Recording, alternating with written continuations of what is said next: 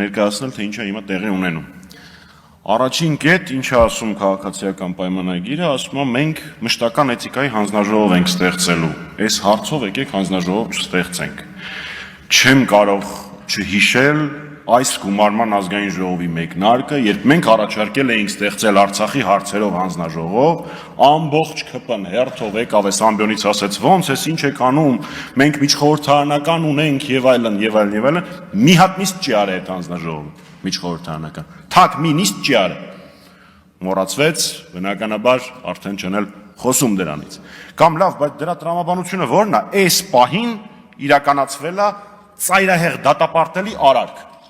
Դրա հետ կապված մենք չենք արձագանքում, ասում ենք օրերից մի օր կստեղծվի մի հանձնաժողով, ուշադրություն, որը հետադարձություն չի ունենալու։ Ձեռեք հառնում։ Ինչ կապ ուներ այդ երկու իրադարձությունների հետ։ 1. Հաջորդը։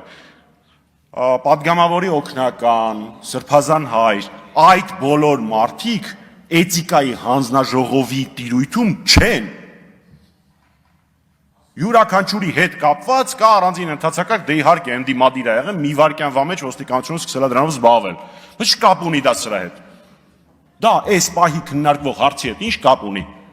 Շատ պարզ դիլեմա է։ Համարում եք լավ արե Անդրանիկ Քոչարյանը, դեմ քվեարկեք։ Համարում եք չի կարելի պատգամավորը այդպես իրեն պահի, կողմ քվեարկեք։ Բարդ որևէ մաթեմատիկա այստեղ չկա։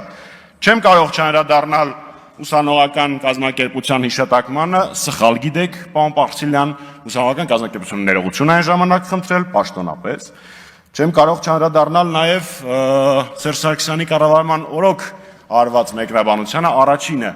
Սերժ Սարգսյանի կառավարման օրոք լրագրողները այստեղ ցույց էին անում։ Ու իրանց դրանում ոչ մեկ չէր խանգարում, Սարգիս Խանդանյանն էլ այդ լրագրողներից մեկն էր։ Ձեր կառավարման ընթացքում լրագրողներին նույնիսկ օթյակում ցույց անելու ընթացքում թույլ չտվեցին, հետո պարզաբանումներ եղան եւ այլն եւ այլն եւ այլն։ Բայց նաեւ գովելի է, որ պարոն Գրիգորյանը սկսել է գովաբանել նախագահ Սարգսյանի կառավարման ժամանակները, որովհետեւ այն ժամանակ գիշերը 11-ին լրագրողները չէին զանգում, դե լավ էր էլի։ Դա նորմալ չի, որ գիշերը 11-ին լրագրողները զանգում են, այնպես որ գովում եք, ոնց հասկացա նախագահ Սարգսյանի կառավարման տարիները։ Եվ վերջում այս գործընթացը, որ նախաձեռնել ենք, մենք նախաձեռնել ենք Ռիվսիմե Ջեբեջյանի եւ մյուս լրագրողների ստորագրությունների հիման վրա։ Այո, սա պատգամավորական գործիք է եւ մենք այդ գործիքը կիրառելու ենք եւ բոլոր հնարավոր տարբերակներով փորձելու ենք այնպես անել, որպեսզի Տիկին Ջեբեջյանի պահանջը իրականացվի։ Բայց շարունակելով Անդրանիկ Քոչարյանի ասածը,